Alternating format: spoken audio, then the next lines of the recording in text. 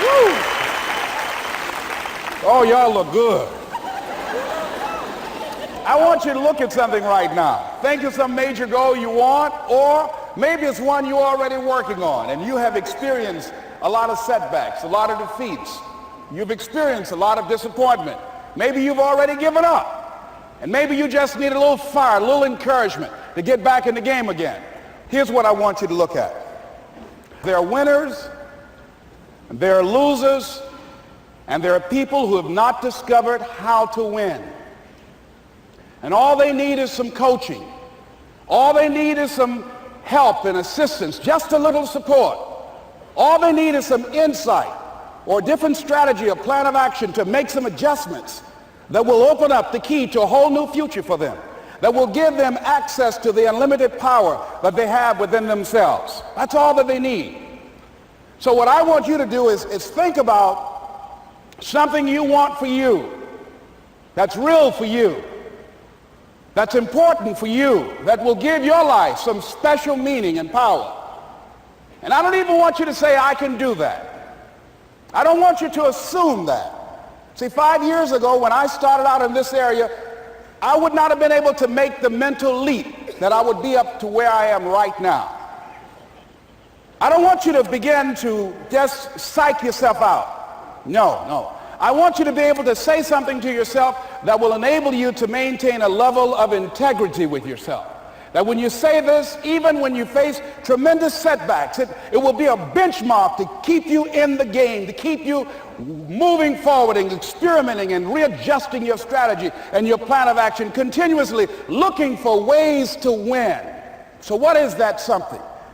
When you got an idea you want to move on, you might not have the money, you might not have the education, you might not have the support or the resources you need. What is that something that can keep us going, that will enable us to act on our dream? What's one of those keys that will begin to help us to discover the secrets to our dream? Here's what I want you to repeat after me, please, with power and conviction. Say, it's possible. It's possible. That's all I want you to do when you look at your dream.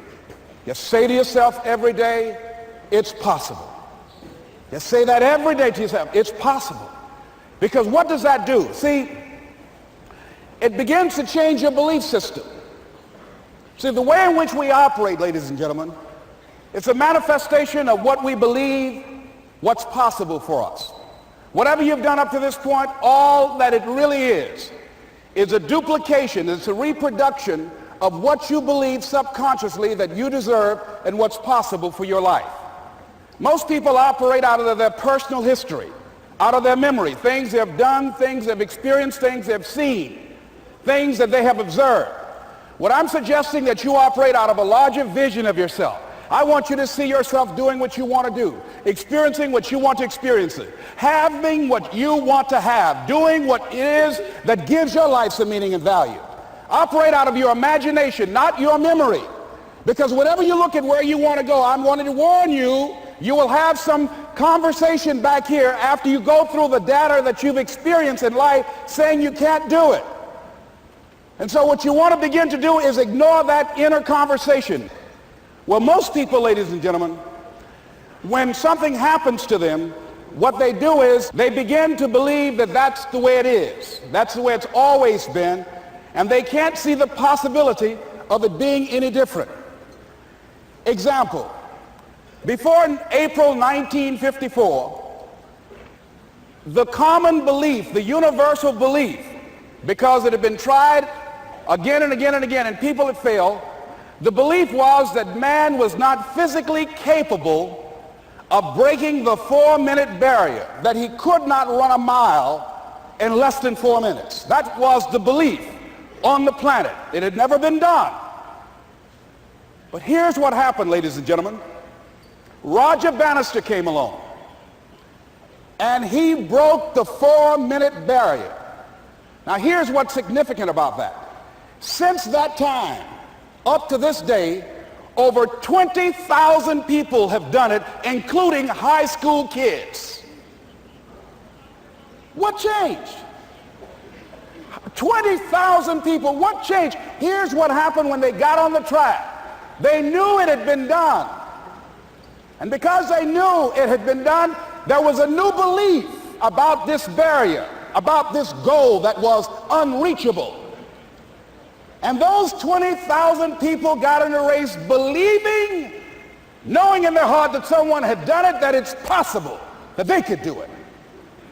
And I'm saying that if you know anybody that had some goal, some dream, something they wanted to do, and they did it, then I'm saying that you know in your heart that if someone has done it, then you can do it. It's possible. And that if someone can make their dream become a reality, that it's possible that you can make your dream become reality. And so as you begin to look at where you want to go, beginning to embrace that, it's possible. I'm blessed and highly favored. I've got a lot going for me. I got some good stuff in me. And it's possible that I can bring my greatness out here in the universe. That I can do what I want to do. It's possible I can write my own book. I can have my own business. I can take the trip and travel around the world. It's possible. I can bounce back from adversity and reinvent my life. It's possible. Regardless of where I am, the things can get better for me. It's possible. I'm thinking about two men right here in Chicago who were fairly successful, similar background, educated. They worked for a corporation for many years, and they were among many people that were laid off. Two guys who were very good friends. One went out looking for a job for several weeks along with the other one, and they faced disappointment and rejection again and again and again. They couldn't find any work, which is the story of many people across this country. One guy stopped. He became discouraged. He stopped going. He stayed home looking at television, became very argumentative and toxic with his wife, drinking beer, getting on the phone, talking to his other negative, unemployed friends. And he just gave up. The other guy kept looking for a job everywhere he could go. Every time he could get an opportunity, kept asking people, networking, checking the newspapers every day. Kept going everywhere he could, trying to find a job. You have too much education. You're overqualified. You won't be here long enough. He kept going. He kept going.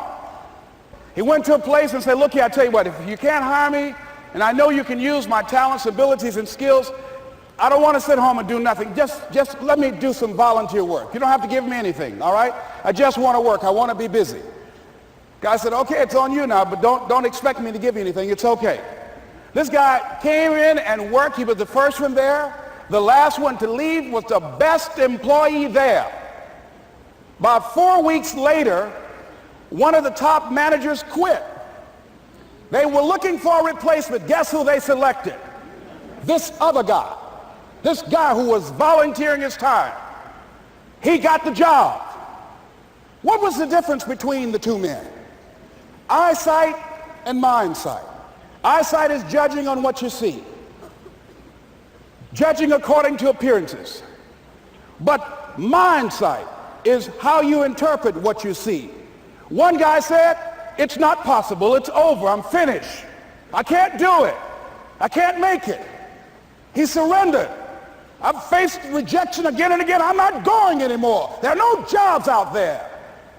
But this other guy, he felt that in spite of the no's and rejections, in spite of how bad the economy is, in spite of what the newspapers are saying, that it's possible that somebody somewhere will give me a job.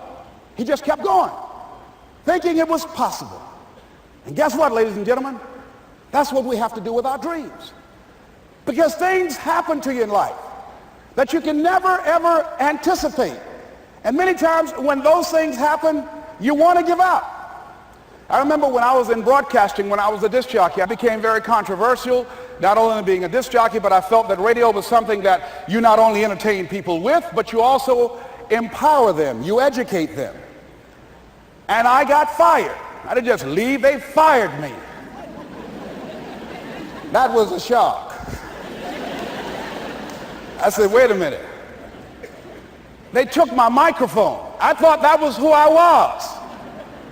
No, ladies and gentlemen, it wasn't. I had to do something else. And I didn't know what else I could do. See, here's what I'm looking at. What are the uses for your life right now that you haven't even reached for yet? See, I believe that when you don't have enough encouragement to act on your dreams or ideas, or you're not enlightened enough, that life will act on you. See, life had moved on me and said, Les Brown, you have outgrown this. It's time for you to do something else. Well, I wasn't enlightened enough. I organized some disc jockeys and got my job back. So they had to fire me again. I got fired twice. Here's what I did. I had to think of something else. And so a guy suggested to me, he said, Les, why don't you run for office? I said, man, I've never run for office. I've never known anything about how to operate in the political arena. I've heard encourage people to register to vote and get out to vote, but I don't know anything about politics. He said, well, neither do the people who run for office all the time.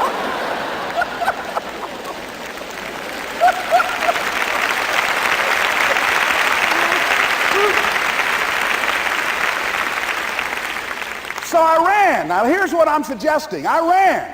You got to do what you can where you are with what you have. I didn't have any money. I didn't know anything about the political process. I didn't even have any support. But here's what the guy told me. It's possible you could win. That's all I had. I was running against an endorsed candidate. He was an incumbent. He had the newspaper support, all of the leadership in the community, and I was challenging this guy. So I had a saying when I was on radio, stand up for what you believe in because you can fall for anything. And I would go door to door. I have my kids on one side of the street. I would be on the other, and I'd knock on doors. Hello, my name is Les Brown. Tell everybody I'm still standing.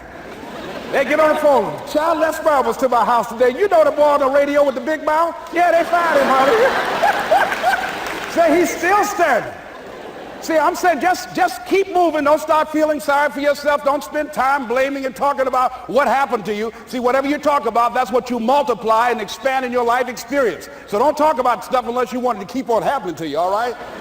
So I got in that kind of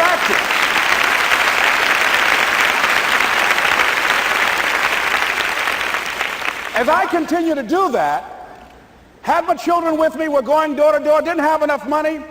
Eventually, we got close to the election and something happened that really surprised me. Guys who I thought were going to either support me or stay out of it, various powerful community leaders, they became involved in it and they endorsed my opponent. I felt devastated. Now that's going to happen to you when you're working on your dream. Things are going to happen that's going to catch you on the blind side. That was shocking to me. They didn't have to do that. All they had to do was just stay out of it. But here they go, come up in there messing with me.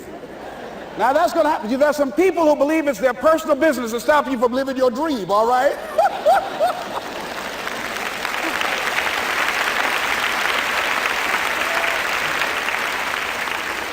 But I didn't deal with that. You want to make your dream come true, you got to stay focused. Some people rather get even than get ahead. Stay focused on where you want to go. I just kept on doing what I was supposed to do.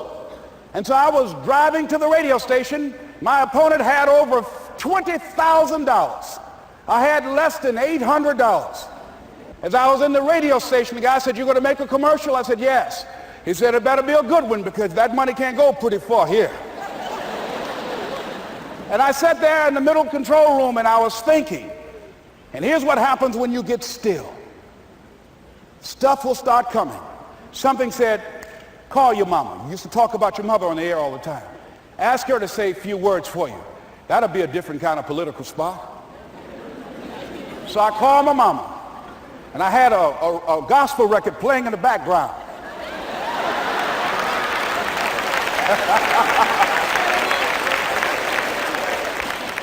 And then I had my mother say, "Hello, this is Mrs. Mamie Brown.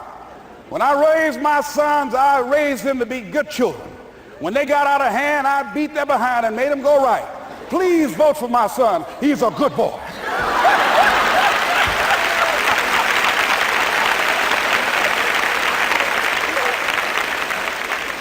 Usually in the state representative race, maybe 3,000 or 4,000 people will come out to vote in a primary. In that primary race, over 27,000 people came out and voted and said, I'm voting for Les Brown because his mama said he's a good boy. I won, ladies and gentlemen. I won.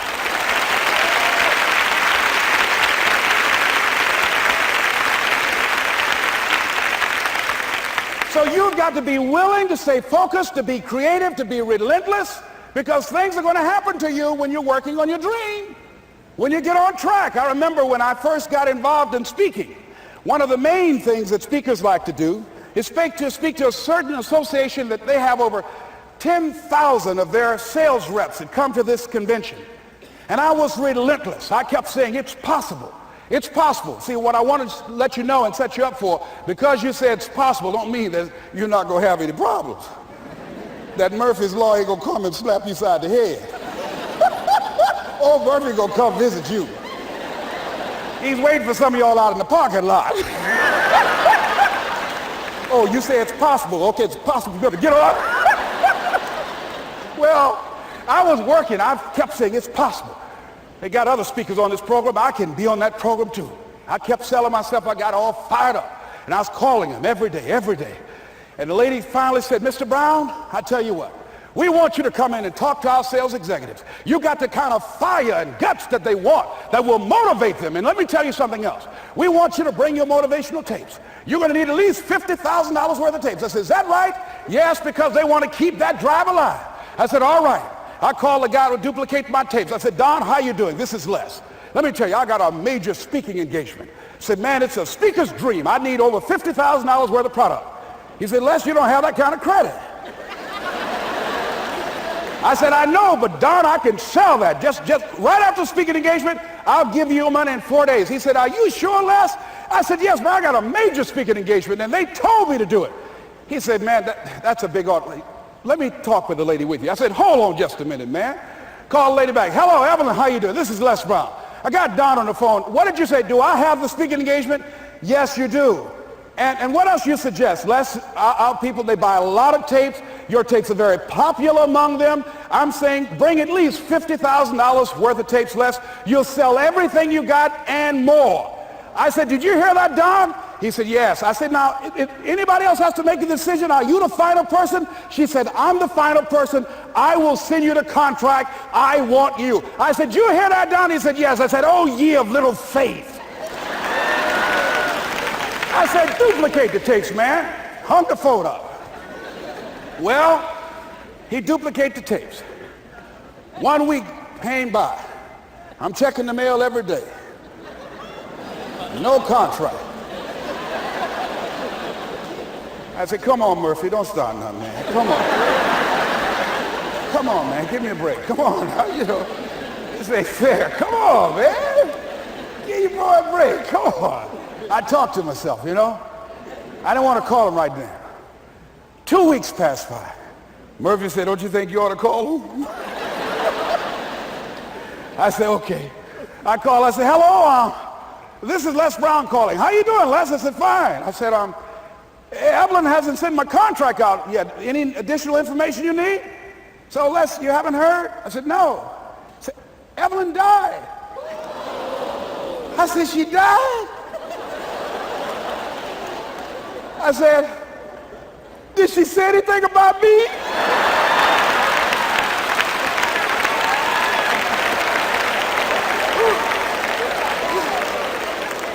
When I got home, I was so wiped out.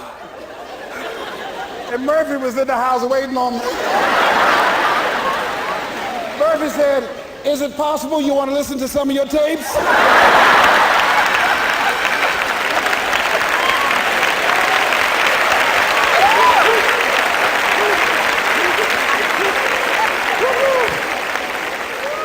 But ladies and gentlemen, here's what I had to do. I had to begin to focus on what was the solution. That this was not the only place that I'll be able to sell those products. And as I began to challenge myself and got some help and support and some other input, I eventually did. It took longer, but it was challenging. But I did it. Repeat after me, please. No matter how bad it is, or how bad it gets, I'm going to make it. I'm going to make it. Shake somebody's hand on your right and left and say, you got that right.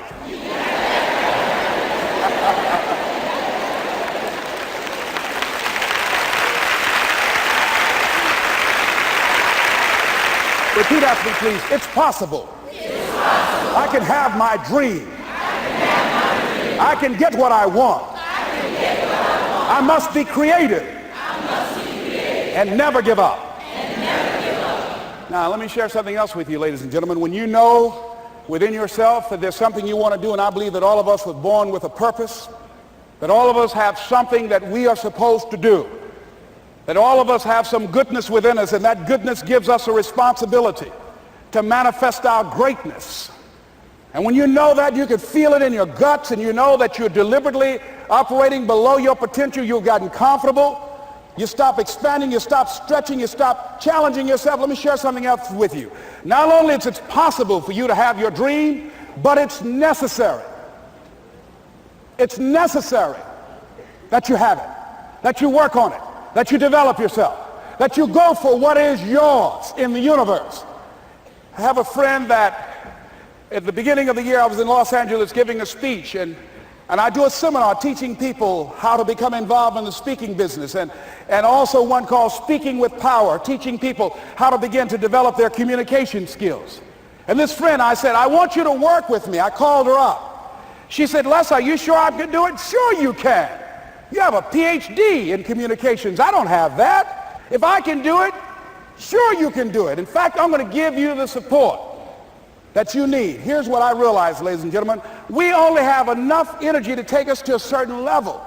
But it's necessary that we assemble ourselves with other people who share our vision, other people that can see it for us, to give ourselves a home court advantage.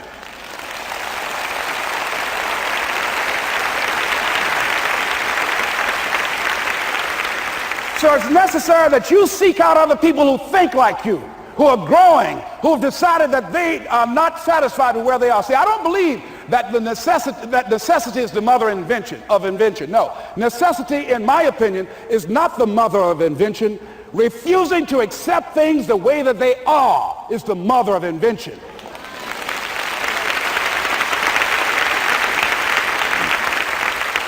When you decide, I'm not going to settle for this, this is not going to be it for my life, I deserve more than this. See, that will start making you do some stuff. See, a lot of people go to work every day miserable, and all they do is just talk about how miserable they are. But they don't do anything about it. So I was telling her that I knew she hated her job with a passion. I said, you can do this. You got more going for you than I have going for me. And we've been going through this for years, ladies and gentlemen. She'd been to my seminar speaking for a living. She brought her husband, and that was one of the major problems that I realized that happened in her life. He couldn't see it for her. So you got to make sure that you have people in your life that can see it for you, that will encourage you. Non-affirming relationships can hurt you.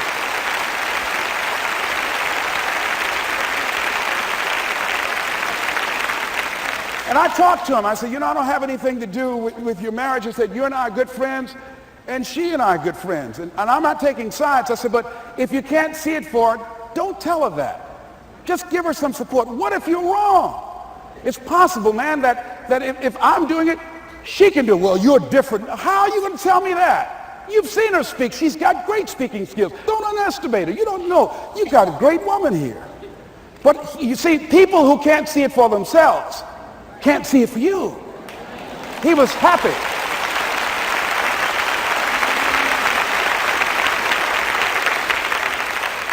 So I said, will you do it with me? I said, I'm going to give you the support you need. You can't do it by yourself. I will stand with you. She said, you will? I said, yes. I'm going to make you part of my seminar. You'll do a part of it, and I'll do a part of it. Speaking with Power. She said, okay. 3 days later, ladies and gentlemen, I got an emergency call at my office. It was from her husband. He called and said, tell Les Brown that Marion is dead. I said, oh no. when I was flying there to go to the funeral. And I remember the last time that I saw her, and I had some of her papers that I had gotten inadvertently confused with mine, and I took them home. And I was searching through these papers to do one of her works. She was a prolific writer. And what got me, what was so sad that made me begin to cry, was that there were poems that she had started that were profound poems, great thoughts that she didn't complete. Plays that she had started that she didn't complete. See, that poem was given to her. I can't finish that for her, nor can you. That play, whatever the outcome that she had envisioned, that she had imagined, was given to her. Only her. And she's the channel that was going to come through. You are here, and you are the vessel, you are the outlet for the universe. That you've been selected. There's something for you to do. I believe all of us have some purpose for being here. And as I was going to the funeral, and I was reading a newspaper that said that millions of people are dying because of what they're eating, talking about their diet. And I'm sure that it was Marion talking to me, whispering, saying, Les, the next time you speak, say that even more are dying because of what's eating them.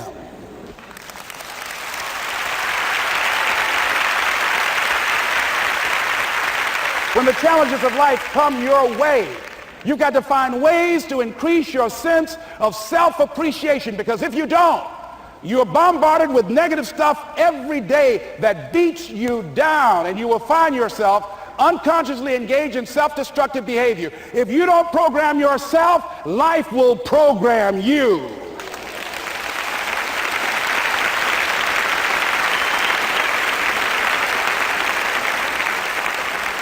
So you want to have an agenda for your life. It's necessary that you have some direction for your life. A friend at the National Speakers Convention gave us a presentation, and it really struck me. He was talking about when he was traveling across Europe, Warren Gresham, and he said at different points, soldiers would wake them up on their journey and ask him the question.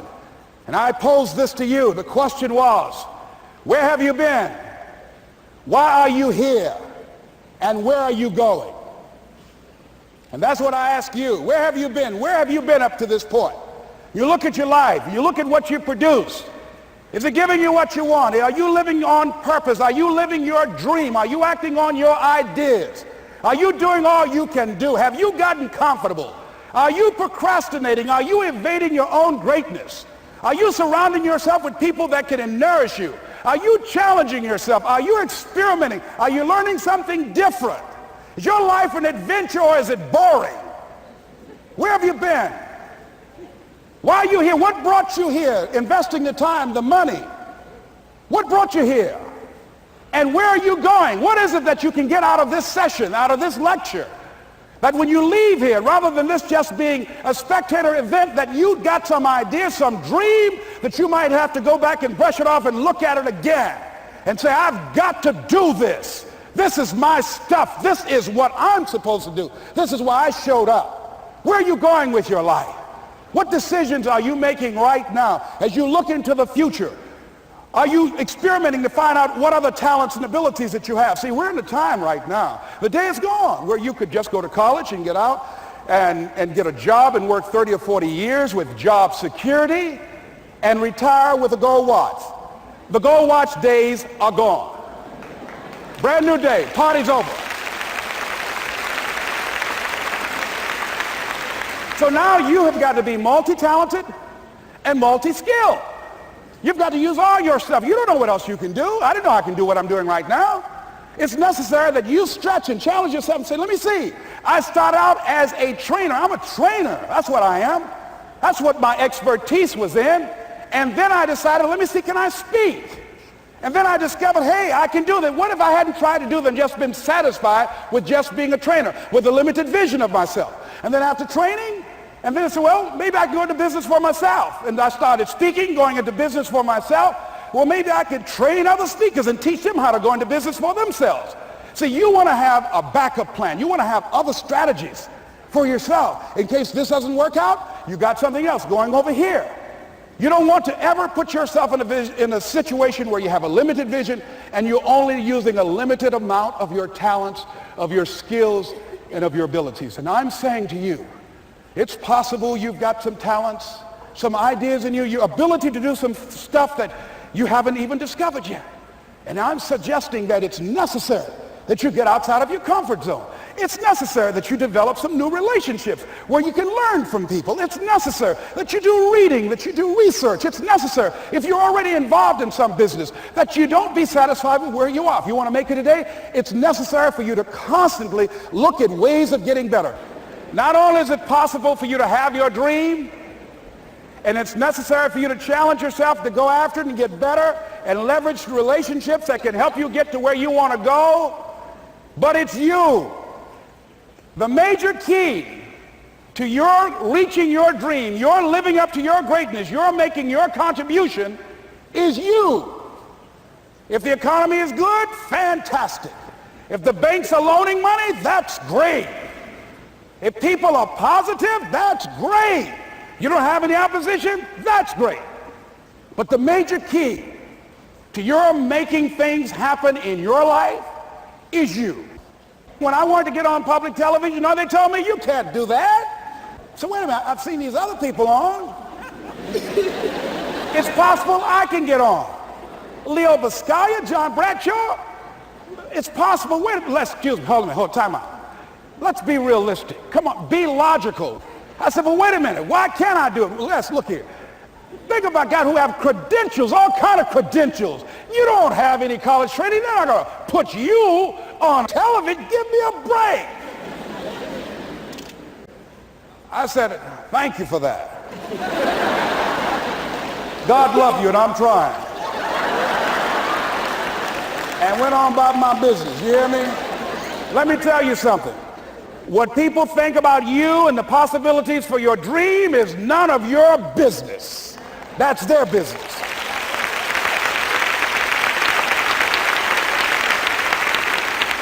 They have no imagination, ladies and gentlemen. They're living out of the past, out of their memory.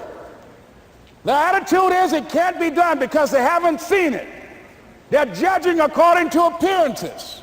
The people that are going to make it in the future, the people that are making it today, let me share something with you. History is being read, but it's also being written by people with imagination.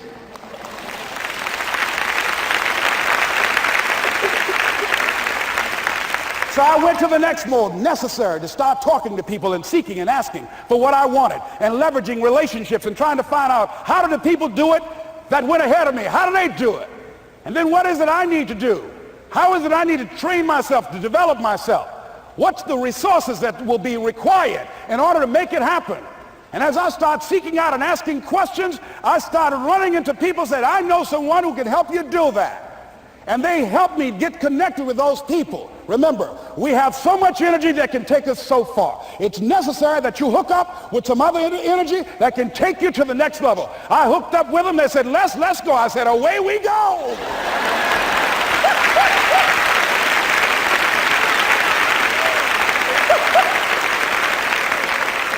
And guess what? Here we are.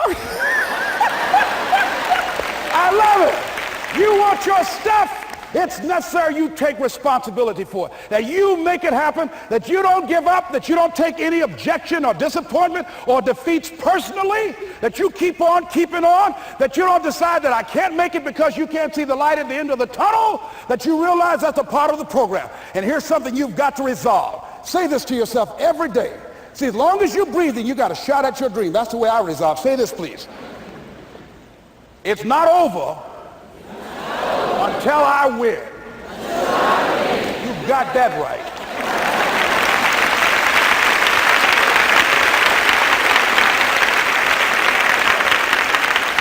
It's not over till I win. Not over till I get through. It's not over till I get over. Not over till I get what I want. Door can't open today, look out. I'm going to come back and take the hinges off.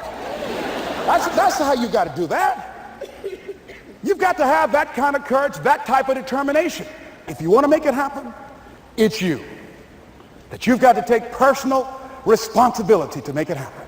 That you have got to own what it is that you want to do, if it's taking care of your well-being, if it's making a difference in our school system, if it's working with senior citizens, if it's to protect our ecology, if it's to create an economic renaissance, if it's just to take yourself to another level, it's you. You've got to make that happen. We can point out many things that can make it inconvenient or can slow us down, but ultimately, it's on us. Next step is, not only is it possible and necessary, and it's you to live your dream, to make this greatness that you have within you become a reality, but what I've come to appreciate when you're working on changing your life, changing some bad habit, getting out of addictive situations or relationships, or working to build a dream or making a difference in our society, or learning something that's very challenging. Here's what I realize, ladies and gentlemen, and develop a great deal of respect for. It's hard. Easy is not an option. It's hard living. Life is hard. See, it's hard when you are 49 years old, been working on a job for 17 years, and they come in and tell you you're finished and give you 1 week severance pay. And you got to start all over again. It's hard when you are married and raising children and your children are crawling and your husband dies unexpectedly. It's hard handling just the tragedies of life. It's hard when you're working on something and you put everything you have in it and it doesn't work out. You lose your money and other people's money. It's hard. It was rough when I lost my job. And I could not find a job. It was humiliating and embarrassing, borrowing money. And then I couldn't pay the money back when I told them I would. That's rough. How people look at you, how they respond to you. It's very hard. It's humiliating. Here's what I discovered that happens to you in life, that you will go through things, and while you're going through them, you can't understand why it's happening to you. But after you go through it, and you get back and you look at it and you say, oh, now I understand why I needed that lesson. Have you ever happened to you? Raise your hand. Has it ever happened to you that I couldn't understand it then, but after I got through it, then I saw that that was preparing me for bigger and better things.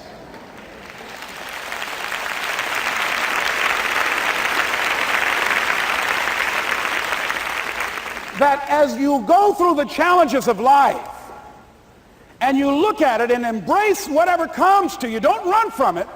Step toward it. Don't try and duck it like most people do. See, most people want it easy. See, easy come, easy what? Easy go. See, but when you go at what you're going to deal with and you deal with the difficulties of it, when you handle those hard things close at hand, making those hard decisions right now that you don't want to make, learning those things that you don't like to do, but you know that in order for you to get where you want to go, this is one of the hoops that you have to flip through. And I'm saying to you, whatever you got to do, do it, because if you don't, life is going to whoop you until you surrender and say, okay, all right, I cooperate, okay, I learned, okay. They had to wear me out a long time. So if it's hard, then do it hard. Now, how do you hang in there during the hard, difficult times? Les, you must have faith. You've got to believe in yourself. You've got to believe in your abilities. You've got to believe in your service, your company, your ideas, unquestionably. You've got to have faith, and that faith gives you patience. That is not going to happen as quickly as you want it to happen.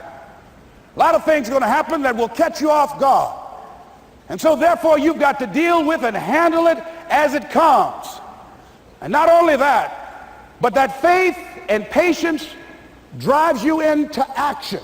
You've got to keep moving and keep plugging away. In the Far East, they have something that's called the Chinese bamboo tree.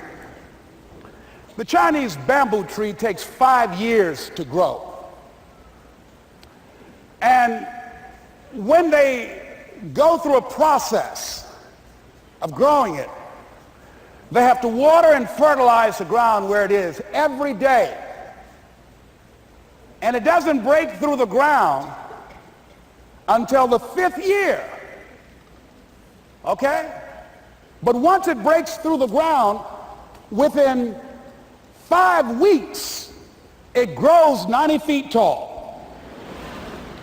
Now the question is, does it grow 90 feet tall in 5 weeks or 5 years? The answer is obvious. It grows 90 feet tall in 5 years. Because at any time had that person stopped watering and nurturing and fertilizing that dream, that bamboo tree would have died in the ground. And I can see people coming out talking to a guy out there watering and fertilizing the ground that's not showing anything. Hey, what you doing? You've been out here a long time, man. And the conversation in the neighborhood is, you growing a Chinese bamboo tree, is that right? Yeah, that's right. Well, even Ray Charles and Stevie Wonder can see ain't nothing showing. You know that's how people are going to do you? So how long you been working on this? How long have you been working on your dreams? And you have nothing to show. This is all you got to show? People are going to do that to you. And some people, ladies and gentlemen, they stop. Because they don't see instant results. It doesn't happen quickly. They stop. Oh, no. You got to keep on watering your dream. And when it began to happen, they stopped laughing. They said, look. Whoa, look here. Look how. Hey, man, you know, I know you could do it. Look, you got a job here?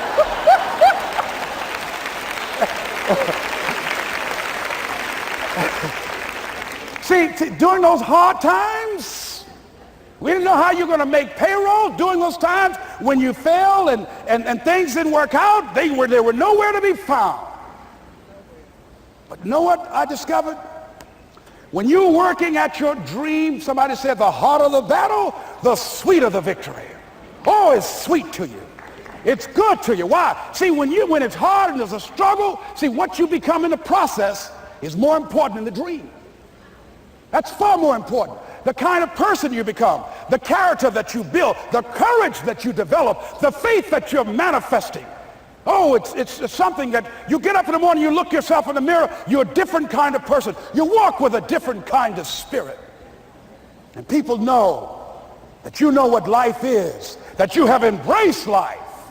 You knew it was hard, but you did it hard.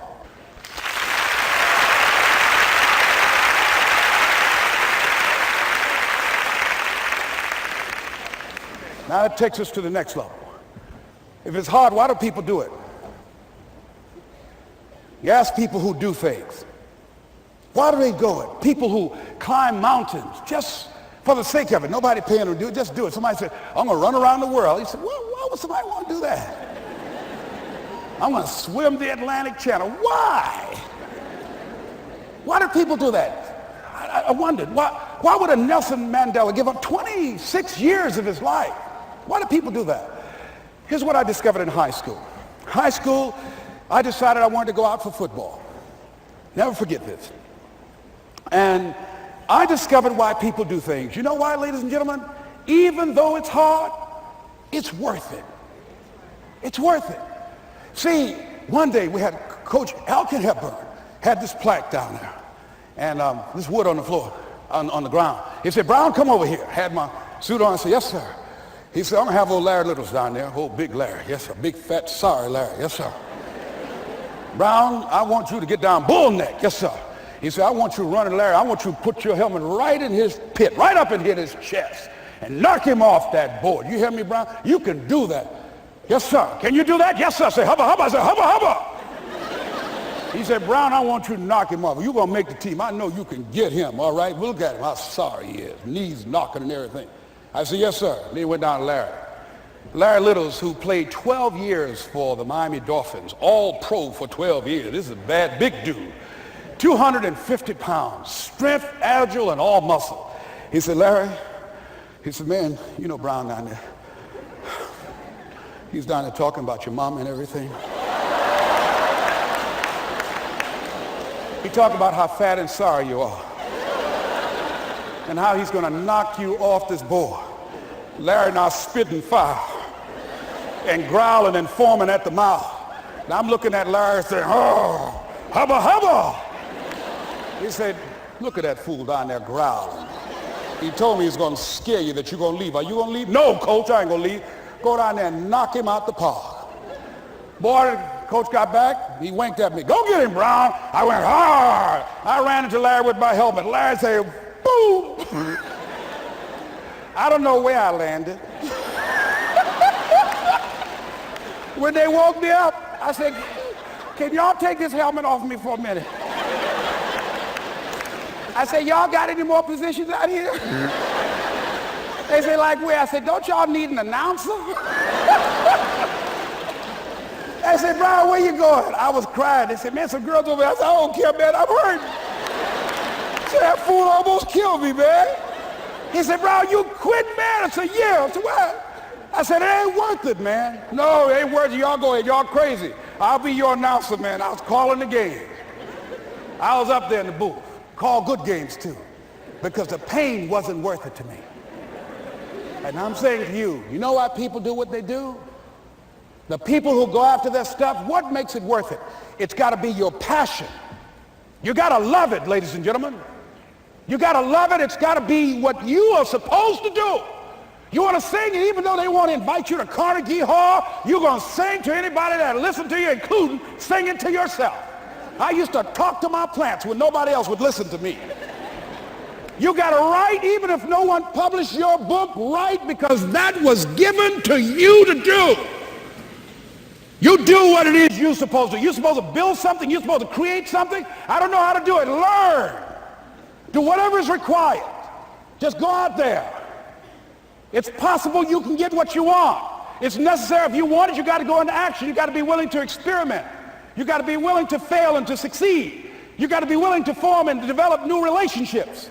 It's you. It's on you. You got to make that happen. Nobody's going to bring it to you on a silver platter and say, here's your dream manifested. No, it's hard. Yes, it's hard. It's difficult. Yes, right. And it's worth it.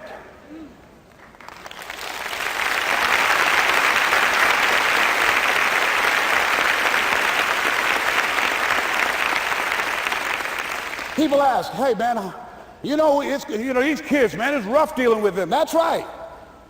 That's right. You think peer pressure happened overnight? We went through peer pressure. I remember as a kid, some guys said, hey, Les, me and another fellow named Willie Lower, we were going home. Hey, man, we're going down to Gould's, man, and knock off a grocery store. I said, look here, I don't want no part of that. I'll see y'all later. Say, y'all chicken. I said, that's all right, you say whatever you want. Low star. I'm not chicken, man. Don't call me chicken. Then why don't you come? We didn't even ask you to come into place, man. All you do is just drive the car, that's all. I don't know how to drive that good. Well, we're trying to get Les to come. He's chicken. Hey, I'm not driving nothing, all right? Willie, don't care about what they say, man. Leave him alone. You want to go do it? You find somebody else to drive, or you drive yourself. Come on, Willie, man. Pull him, he stopped. I ain't chicken. All I got to do is drive? Yeah. I said, Willie, that sounds simple, man. Don't go, man. He went.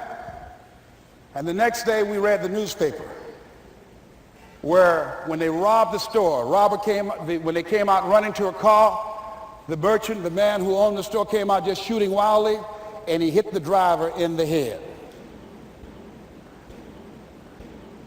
So peer pressure didn't just start in the 90s or the 80s. It's difficult and it's challenging for kids right now. And it's going to take some easy, simple methods to help bring them out of this madness, this insanity? No. Is it hard? Yes. Let's look at what we've been doing. What has worked? What has not worked? Let's look at where we want to go. What is it that we want to produce? What is it that we want to create for our young people? And as we think about that, start experimenting with different methods and techniques to create and to produce that. And begin to believe that it's possible through our commitment, through our vision, through our determination, our relentlessness. Because of our belief, it's possible that we can reduce the teenage homicide rate, the teenage pregnancy rate, the dropout rate, that it's possible, looking at what kind of world are they going to be in. As we look at the global economy, that as we begin to use our collective will and genius and resources, it's possible that we can create an educational system that not only will test their minds with information and facts and figures, but will teach them how to think and be creative, and what does it mean to be a human being and to value human life, and how do you make relationships work? How do you bounce back from adversity? It's possible that we can give them a curriculum that will give their lives a sense of purpose and direction and meaning, and teach them how to begin to know and operate on a higher level of being, where they become assets to our society rather than liabilities. What if we leave here with that kind of consciousness that it's possible, as opposed to saying we have to write this generation off, that it's possible that we were born for such a time as this and that, that maybe someone here has the idea or the method or some plan of action or an approach that can resolve many of the problems that we're facing with young people today. Whatever we have to do to save our children, it's worth it.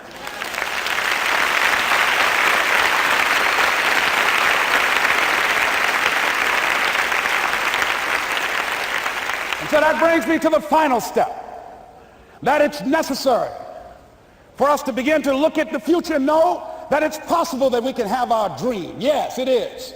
Other people have done it, then we can do it. We fail a lot of times. Well, a lot of other folks fail, and eventually they came back and they succeeded. So it's possible we can have what we want. And we know that we want to get it. It's necessary that we align ourselves with people that think like we do. It's necessary we get negative, do-nothing people out of our lives. It's necessary we never stop learning and growing and developing ourselves. It's necessary that we never give up. We know that it's you, it's me. It's being responsible for our stuff and deciding that we're going to keep on keeping on, that we're going to find a way to win or find a way to make it happen. And we know it's hard. It's not going to be a picnic. Yes, it's hard, and we will do it hard. And once we do it hard and we go through it, we realize it was worth it. And once you discover it was worth it, it is done. It's done.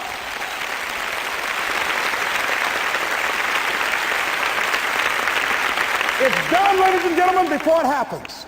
Well, here's what I'm suggesting to you.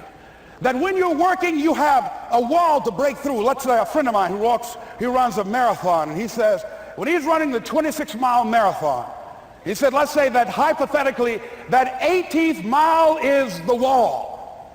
He said, Les, when you get there and you're running, he says, everything in you is telling you to stop, to give up. Every muscle is aching, and you're saying to yourself, I can't do it. I can't do it. And you just keep on and you keep on and you keep on. It seems like you're moving at slow motion. And then eventually when you break through that 18-mile wall, then you know it's like done and you're on automatic and you glide on in. And you know it's there. You know you're going to get to the finish line. And we've all had experiences where we were working on something and we knew it was possible. And we did those things that were necessary to bring it into reality. We took the responsibility to make it happen. Other people couldn't see it. A lot of people didn't believe it. You were attacked. You were criticized. People were opposing you, but you kept on doing it. It was hard. It was rough. It was difficult. But to you, it was worth it. And eventually you got to a level you know, can nothing stop me now. I'm on the move. I'm on the move.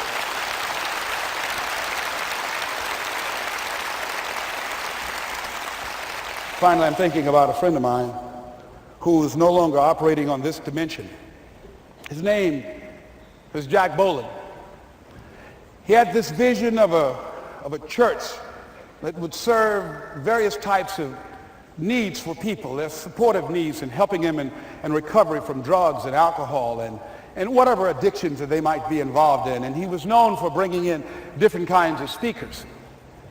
And over a year ago, he was diagnosed as having cancer, and he announced to his congregation that he's going to be taking chemotherapy, and that it was a possibility that the cancer would go in remission, and he was optimistic about that. And sure enough, it did for a year. And one of the things Jack always talked about is that he wanted to have his funeral while he lived. And so he invited a few friends, Wayne Dyer and myself and a few other speakers, He didn't tell us why we were there, but once we gathered there, the church, they told us in the room that Jack is going to announce to the congregation, he's bringing his doctor up. The doctor is going to say that we felt we could keep it in remission. It's out of remission, and he doesn't have much time left.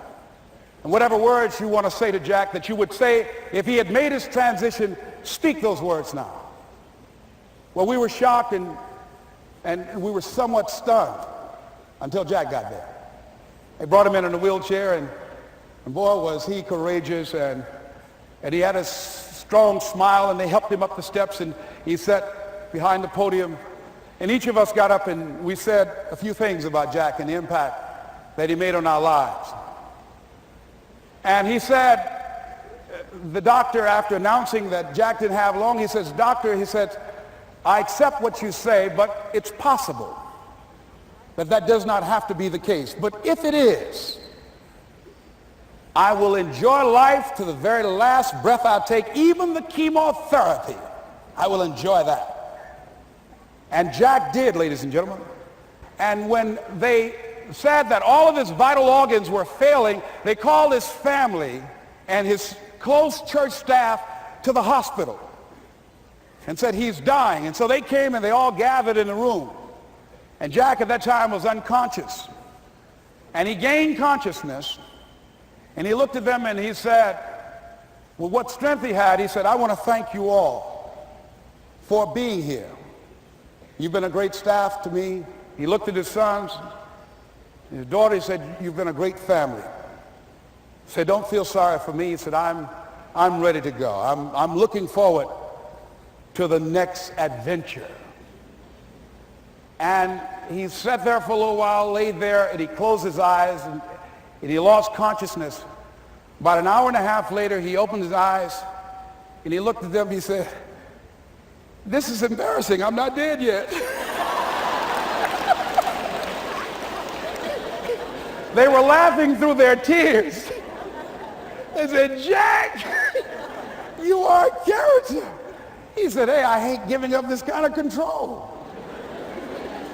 So they predicted that Jack would die at the end of February. And then on the 2nd, they said, he won't see the light of day. He will be dead by morning. Ladies and gentlemen, Jack died on March 4th. And we believe that even in his dying, Jack sent his congregation a message that I want to give to you with his permission. March 4th is the day he died, and we believe Jack was saying, "March 4th."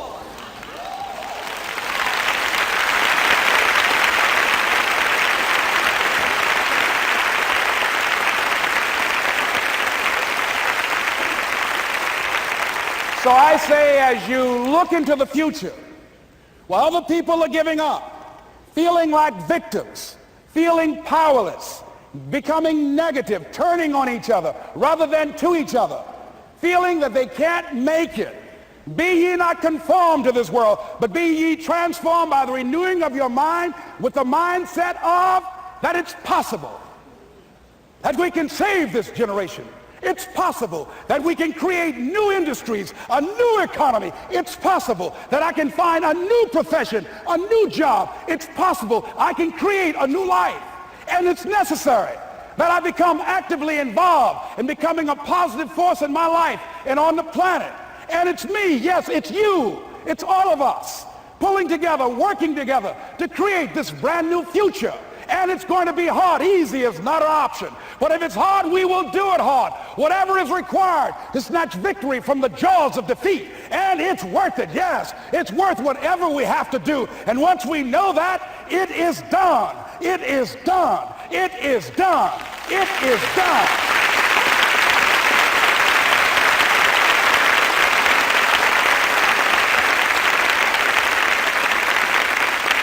So I say to you, whatever your dreams are, whatever you want to do, in the spirit of Jack, March 4th. This is Mrs. Mamie Brown's baby boy, Leslie Calvin Brown, saying, it's been a plumb pleasing pleasure as well as a privilege. Thank y'all here. Thank you. Thank you. Thank you. Thank you. Thank you very much. You're very kind. Thank you. Thank you very much. You're very kind. Thank you.